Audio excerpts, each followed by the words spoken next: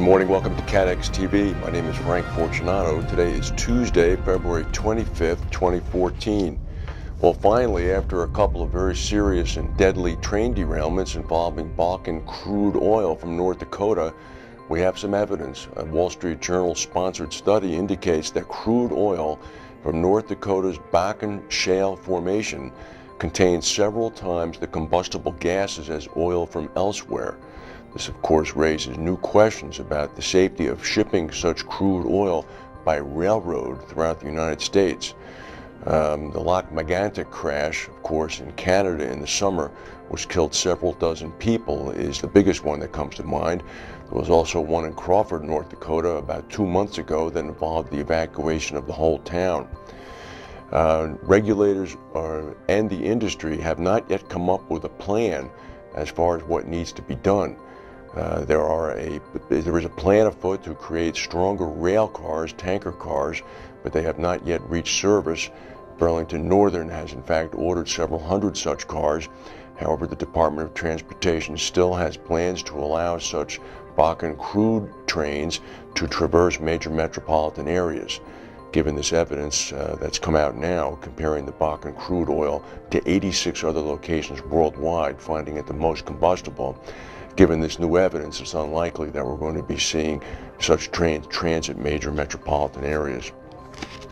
The ultimate expected loss on the CNA asbestos portfolio, reinsured by Berkshire Hathaway back in 2010 for $2.2 billion in premium, increased by about $479 million in the fourth quarter of 2013. This is now going to leave Berkshire Hathaway apparently with a loss on the overall contract.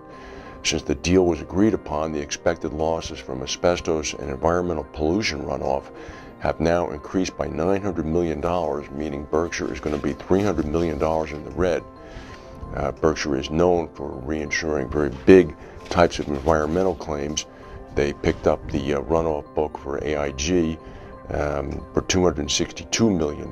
Excuse me, they picked up the runoff book for AIG for a total of 1.65 billion in premium and 2.8 billion in reinsurance recoverables.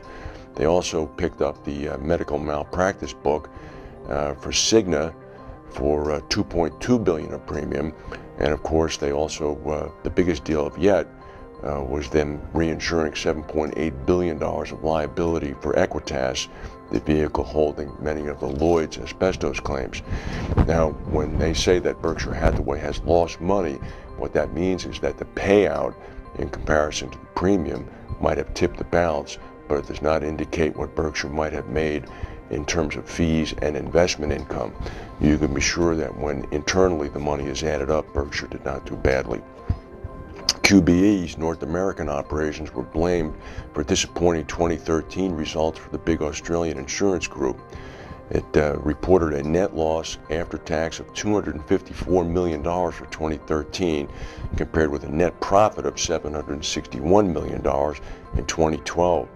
It blamed the loss on large one-off costs primarily associated with its North American operations relating to prior year claims. CNA says that they're on the case and they're going to ensure that this is not occurring again. Its operations in Latin America grew by 13%, its European operations by 4%, Australia and New Zealand by 4%, and Asia Pacific by 26%. 5 directors of the Lloyd's insurer Beazley have sold the bulk of about $7.5 million US of share awards and share options that they received under a management incentive scheme. They sold a total amount of shares ranging from some 900,000 shares for certain individuals down to about 188,000 for others. It's understood that this share was done simply to pay tax liabilities that arose as a result of the awards. It's understood that the share of the options simply occurred as a measure to counter tax liabilities that they would incur. The U.S. Coast Guard reopened the lower Mississippi River yesterday to traffic. This is after a weekend oil spill closed about 64 miles of it, after about 32,000 gallons of Bakken crude oil was released into the river after a collision between a tanker and a tugboat. The Coast Guard says that since the discovery of the Bakken crude oil and the shipping of it down the Mississippi, oil traffic is now up by 13 times. It's increased 13-fold since 2010. Workers at the main electricity company in Cyprus are shutting down the power there off and on during the day in a strike protest.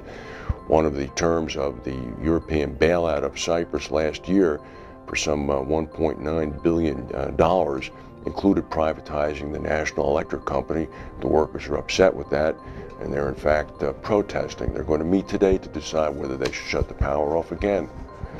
Meanwhile, in Washington, D.C., Representative John Dingell, a congressman who for many years was the chairman of the House of Representatives Energy and Commerce Committee, indicated yesterday he is going to retire after nearly 60 years in the Congress. This is the longest time anybody has ever served in the U.S. Congress. Dingell is 87 years old, and when he was the chairman of the Energy and Commerce Committee in the 1980s, the Energy and Commerce Committee had, to the extent that the federal government has any supervision of insurance, the Energy and Commerce Committee was the committee that possessed it. Dingell was well known throughout the insurance and reinsurance industry. He's going to retire. That's the news for today. If we have any breaking news, we'll come back and tell you. Thank you for watching, and we'll see you tomorrow.